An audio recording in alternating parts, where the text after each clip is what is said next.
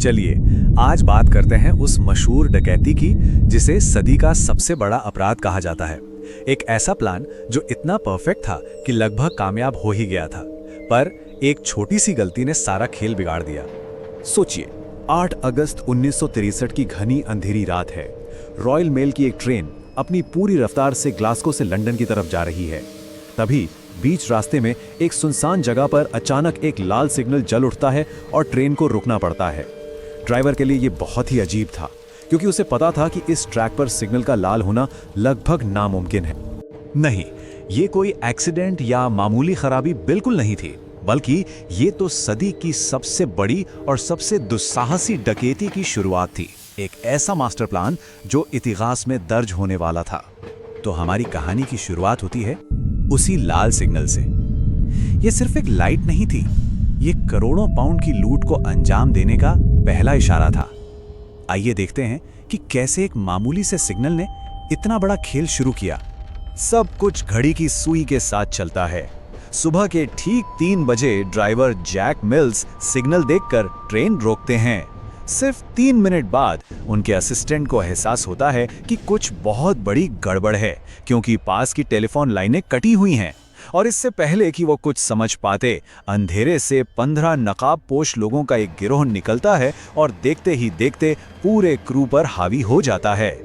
जब driver Jack mills ने थोड़ी हिम्मत दिखाने की कोशिश की तो उनके सिर पर लोहे की रॉड से वार किया गया और उन्हें बेहोश कर दिया गया। अब आप सोच रहे होंगे कि यह हमला अचानक तो नहीं हुआ होगा। बिल्कुल सही, ये कोई जल्दबाजी में किया गया काम नहीं था। इसके पीछे थी महीनों की प्लानिंग, एक शातिर मास्टरमाइंड और एक ऐसा भेदिया जिसने इसे मुमकिन कर दिखाया। तो चलिए इस परफेक्ट प्लान की परतें खोलते हैं।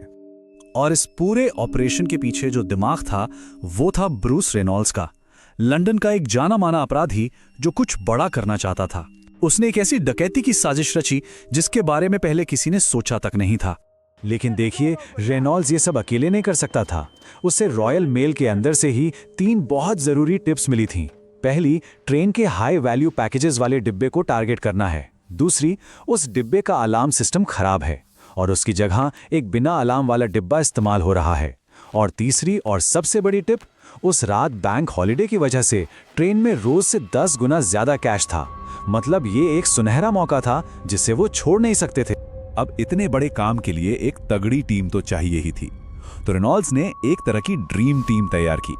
इसमें उसका अपना लंदन का गैंग तो था ही, साथ में उसने साउथ कोस्ट रेडर्स नाम के एक और गिरोह को शामिल किया जो ट्रेनें लूटने में माहिर थे।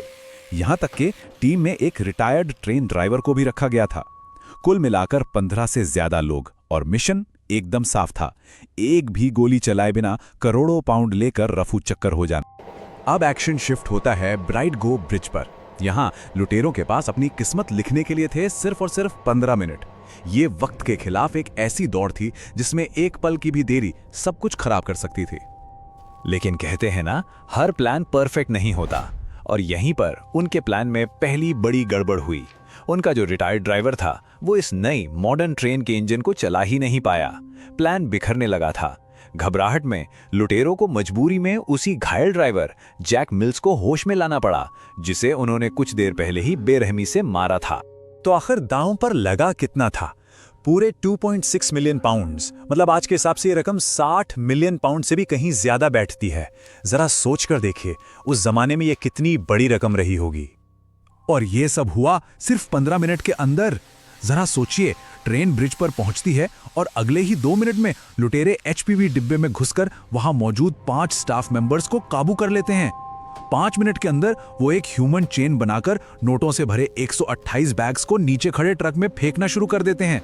और जैसे ही 15 मिनट पूरे होते हैं, वो 120 बैग्स लादकर बाकी के 8 वहीं छोड़कर फरार हो जाते हैं। यहां तक सब कुछ प्लान के मुताबिक था, एकदम परफेक्ट। लेकिन अब कहानी में वो मोड़ आता है जहां एक बहुत ही छोटी सी मामूली सी गलती पूरे गिरोह के पतन की वजह बन जाती है।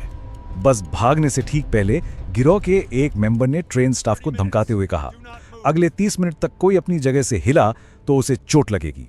उस वक्त उन्हें जरा भी अंदाजा नहीं था कि उनकी ये चंद शब्द ही उनके खिलाफ सबसे बड़ा सुराग बनने वाले थे।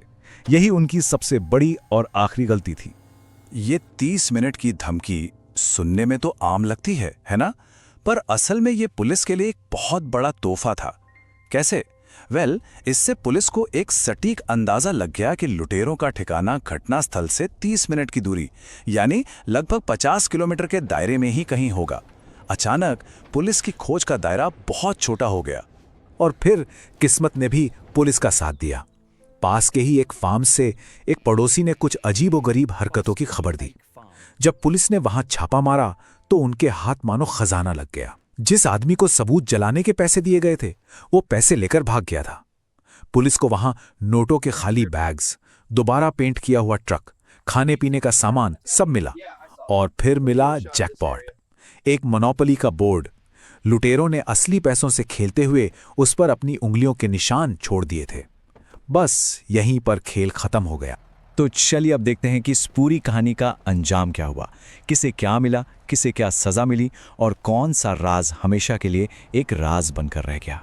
तो देखिए, हुआ ये कि गिरोह के 16 में से 14 लोग तो पकड़ लिए गए और उन्हें सजा भी हुई, लेकिन लूटा गया ज्यादातर पैसा आज तक बरामद नहीं हो पाया।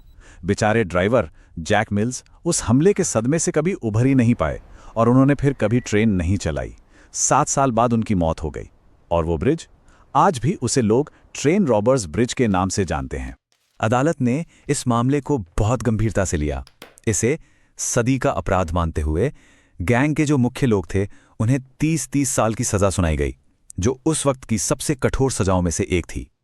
लेकिन कहानी यहां खत्म नहीं होती, क्योंकि दो लोग ऐसे थे जो कभी पकड़े ही नहीं गए। पहला वो रिटायर्ड ट्रेन ड्राइवर जिसका जिक्र हमने किया था, और उससे भी बड़ा सवाल, रॉयल मेल के अंदर बैठा वो भेदिया कौन था जिसने ये सारी अहम जानकारी लीक की थी। इन दोनों की असली पहचान आज तक एक रहस्य है, और यही वो सवाल है जो इस लगभग परफेक्ट क्राइम की कहानी को हमेशा के लिए अधूरा छोड़ देता है।